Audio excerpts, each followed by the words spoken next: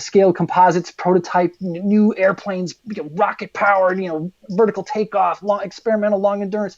Like, these are like hard problems, and you got to have your stuff together to get the program, let alone finish it and have some sort of success. This is amazing. Like, my experience, like, I'm like working my way up to TV commercials and movies, right, in Chicago and stuff. And kind of on the other side of, almost concurrently, right, on the other side of the country, you're like headed towards spaceships. And so I'm just curious if you could give us a little rundown about that. Like, what is, because that's like the kind of stuff to like a film and theater guy just seems like impossible to like leave college and then go make like a meaningful impact right away almost. I think there's something to be said for like pointing for something that's distant. And I grew up in Michigan. To end up in Mojave is a long way. Like, it takes a lot of like, I don't know, silliness to take that on. So I think there's a lot related there. But no, for me, what it really came down to was, I'm in engineering school, and the engineering school I went to, upstate New York, was dominated by guys that were going to end up in like nuclear power. The school, Union College, is known for its electrical engineering program because GE's right there. So that was sort of the path guys were on. I was the only like airplane guy there.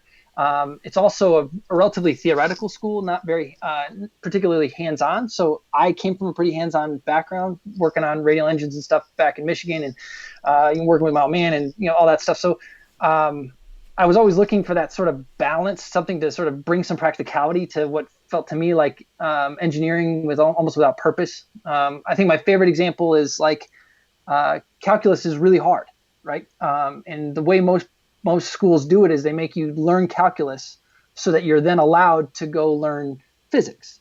Sure. Well, calculus is built around explaining physics. So like if you would do the physics first, you would see, oh, wow, like that, I need math to describe this thing I'm seeing. Oh, wow. Okay. And then calculus happens, right?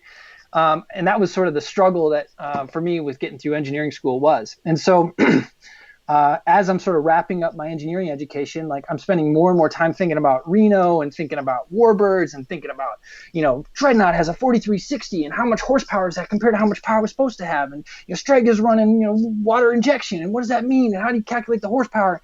And it just didn't seem like there was a path like down the engineering route that was going to kind of get me there. Sure. And there wasn't a good model in the group of people that I was going to school with, or, alumni from that college, et cetera. And so that sort of forces you to kind of take the big shot, right? And internet was new. And like I said, I was spending too much time, reading about Reno and stuff. And so I made a list of the coolest companies I could think of. Right about that time, Spaceshipone had done its thing. The Global Flyer was doing its thing. It was setting its second record sort of during this time. John Sharp had released the Nemesis NXT.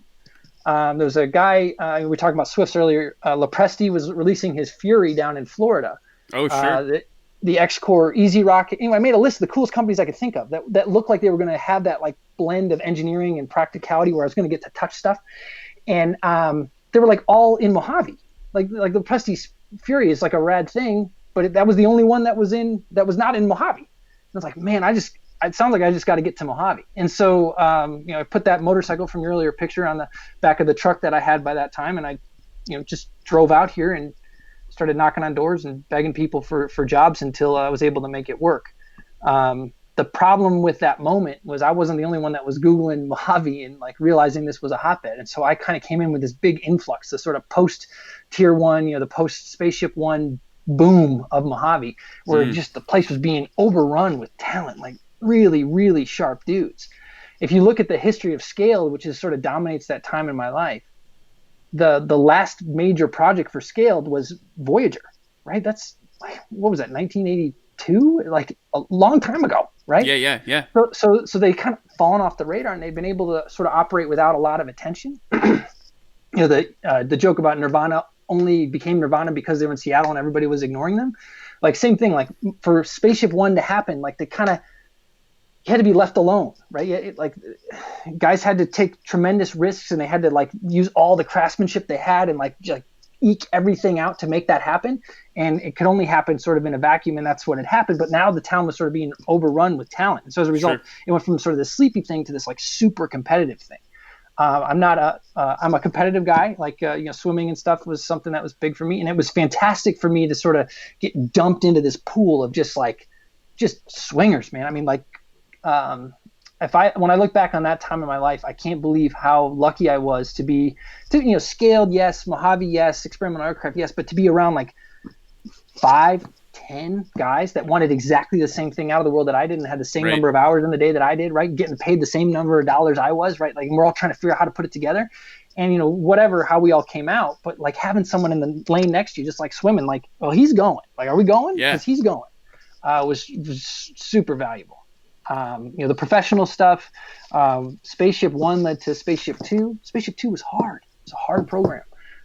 With Spaceship 2 or Spaceship 1 and all the notoriety that came out of that came a lot of other programs where there was a lot of stuff going on at scaled. And a lot of what makes Burt is that ability to sell the impossible, and the success of Spaceship 1 gave him that much more of a podium to stand on to say, I can do the impossible. And we just got influx of super hard programs, and combine that with a bunch of new guys. All these old guys were getting challenged with new challenges, and you're getting to see sort of under the skirt of how much of it is magic in the asphalt of the scaled composites place, and how much of it is Burt being this incredible, whatever you want to call Burt, and how much of it is just time and place. And it was a perfect thing that led up to Spaceship 1. But anyway, it was fantastic indoctrination into what ends up being a really competitive marketplace, right? I mean, home-built airplanes, they're fun, but the world, the scale composites, prototype, new airplanes, rocket powered, vertical takeoff, experimental long endurance. These are hard problems, and you got to have your stuff together to get the program, let alone finish it and have some sort of success. Am I rambling yet? No, this is amazing. I can guarantee you that you've inspired at least, it looks like 3 engineers in the chat.